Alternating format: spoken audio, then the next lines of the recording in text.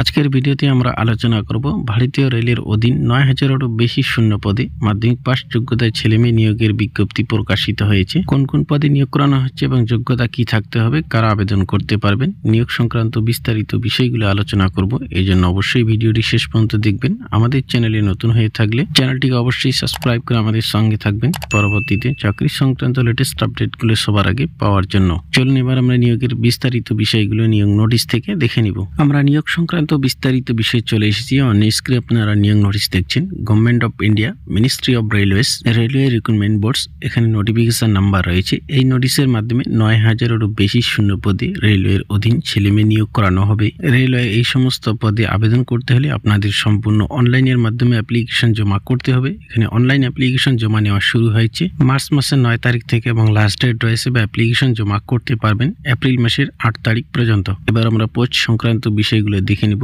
১ নম্বরে রয়েছে technician grade ১ signal. এই পদে নিয়োগ করানো হবে এবং এই পদের জন্য লেভেল 5 অনুসারে বেতন দেওয়া হবে। ২৯,২০০ টাকা পার মান্থ হিসেবে বেতন দেওয়া হবে এবং এই পদের জন্য বয়স থাকতে হবে ১৮ থেকে ৩৬ বছরের মধ্যে বয়স থেকে থাকলে আবেদন করতে পারবেন। এই পদের ক্ষেত্রে শূন্য পদ রয়েছে ১,০৯২টি। দ্বিতীয় নম্বর পোস্ট রয়েছে টেকনিশিয়ান গ্রেড 3 এবং লেভেল 2 অনুসারে বেতন দেওয়া হবে ১৯,৯০০ টাকা পার মান্থ হিসাবে। এই পদের ক্ষেত্রে বয়স থাকতে হবে ১৮ থেকে ৩৩ বছরের মধ্যে এবং শূন্য পদ রয়েছে ৮,০৫২টি। এই দুটি পদের ক্ষেত্রে মোট শূন্য পদ রয়েছে ৯,১৪৪টি এবং সরকারি নিয়ম অনুযায়ী রিজার্ভ ক্যাটাগরি ক্যান্ডিডেটদের জন্য বয়সে ছাড় রয়েছে। সে সংক্রান্ত বিষয়গুলো নিয়োগ নোটিশে বিস্তারিত দেওয়া রয়েছে। সাথে নিয়োগ সংক্রান্ত অন্যান্য বিষয়গুলো অবশ্যই আপনারা নিয়োগ নোটিশ ডাউনলোড করে ভালো করে দেখে নেবেন। এর লিঙ্ক ডেসক্রিপশনে দেওয়া রয়েছে, সেখান থেকে নোটিফিকেশন ডাউনলোড করে ভালো করে দেখে বুঝে তারপরে এই সমস্ত পদের জন্য আবেদন করবেন। রেলের এই সমস্ত পদে আবেদন করতে হলে এক্সামিনেশন ফি চাওয়া হয়েছে। আনরিজার্ভ ক্যাটাগরির জন্য ৫০০ টাকা এক্সামিনেশন ফি জমা করতে হবে এবং সিবিটিতে অ্যাপিয়ার করলে ৪০০ টাকা রিফান্ড করা হবে। দ্বিতীয় নম্বরে রয়েছে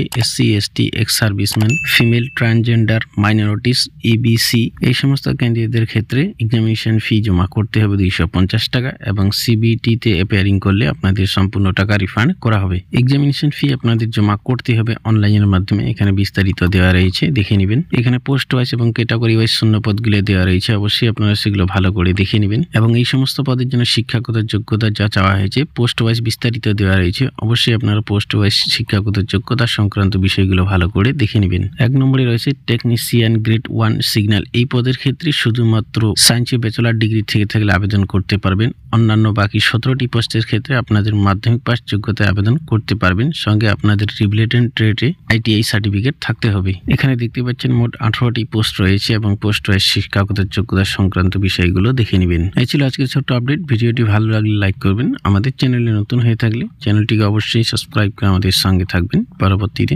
চাকরি সংক্রান্ত লেটেস্ট আপডেটগুলো সবার আগে পাওয়ার জন্য।